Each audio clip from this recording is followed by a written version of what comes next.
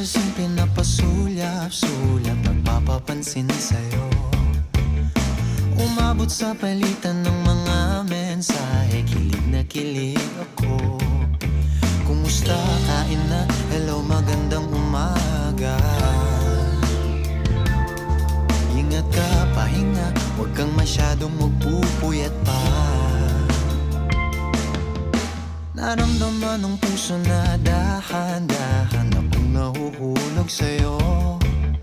Sa kada araw natin na pag-uusap, meron nang namumuo.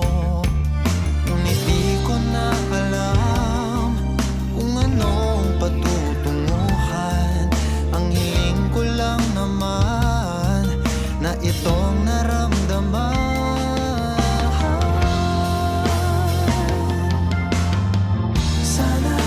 Sana naman ay mapagbigyan na at nang mapakinggan ang tibok ng puso kong sa'yo lang naramdaman ng tunay na kaligayahan. Sana naman mapagbigyan ang tibok ng puso.